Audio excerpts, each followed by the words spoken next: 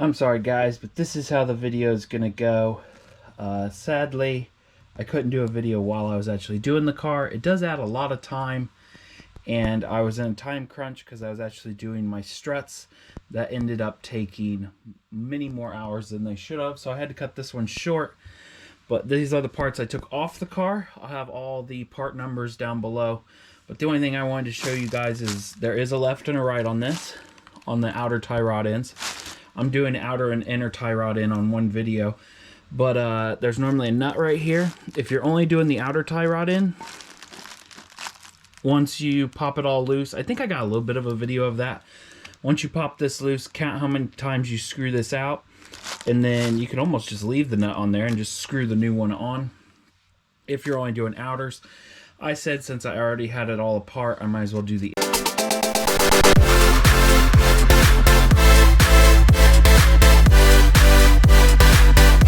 inners too, and I will put a link for this awesome tool down in the description below.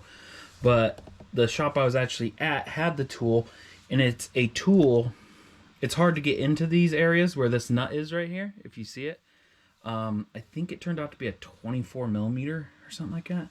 I don't really know, because we use this sock that goes, you look straight at it and it goes over it and it takes it off for you. It's pretty cool. It goes over it and it covers up all but one spot, and it pops right off with a breaker bar. With this kit, the thing I did not get, which I should have got, was a boot. They're only like $3 through GM, and I would get a GM boot because mine have lasted 600,000 miles, and they're still going to go even further because I decided to reuse them. Mine were a little bit stiff, but they weren't dry rotted or cracked.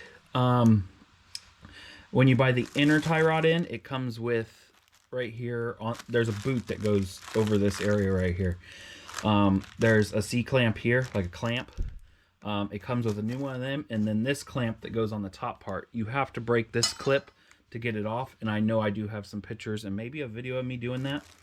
And then when you put this back on, you just screw it all the way tight, and the way they do the alignment is that spins in there. That's a ball, so it spins, so it won't ever spin this as long as you got it good enough in there. You can see they kind of grabbed mine a little bit.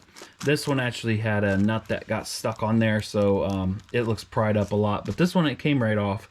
You see it's a 15 millimeter right there, and this was a 18, I think it was. I have like little videos I'm going to throw in here, but this is the beginning of the video. Here is what goes on the big part of the boot.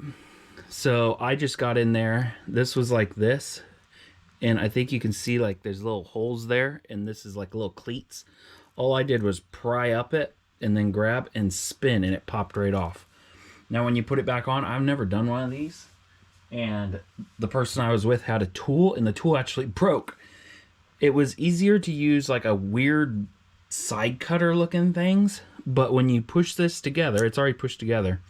That's what it'll look like when it's tight, but you gotta tighten it just a little bit further and these will break, or if you tighten it too far, these will pop off.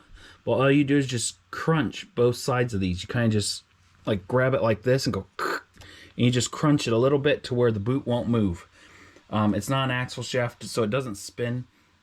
Kind of just sits there. It does, I guess it'll go in and out a little bit. It popped right off. So yeah, you just screw that in. And I went ahead and one side, passenger side on this Malibu was 11.5 on one side and 15.5 on the other. And I went and got it aligned right after that. And I guess I still had it off because their machine even went like XXX, saying that I didn't even have it close. But it all fixed it. If you get it off, your steering wheel will be a little bit crooked. It'll be pulling, but also know that not all roads are awesome, and roads will probably make your car pull anyways. I'm going to probably keep these. I'm kind of keeping them in case I buy a junk car that can handle or needs parts just to get it to move around the lot. So I think that's it. It was, all the parts were listed in, I think I did the video on that. So yeah, here's my photos and videos. This is the nut you're gonna have to take off to put on the new tie rod in if you're gonna do just the outer. It's a 22 or 24, sorry, 24, and the inside is a 15, You put on that little bit right there to stop the shaft from spinning, and then you take that off.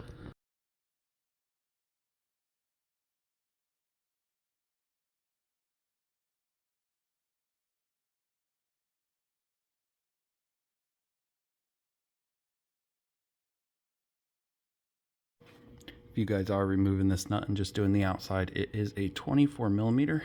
You're going to want to pull down on it while this is in there. That way it pops off for you.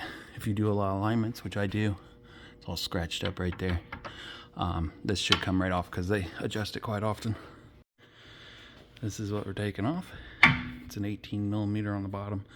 Take the nut clear down and then tap up on it with the hammer. That's your best way, or you're gonna have to get a wishbone knife to go in there and pop it off. 18 millimeter on the bottom, and then you just tap it.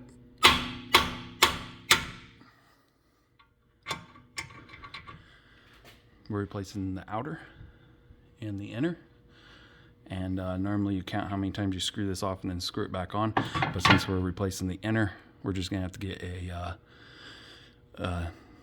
what is that called? Alignment.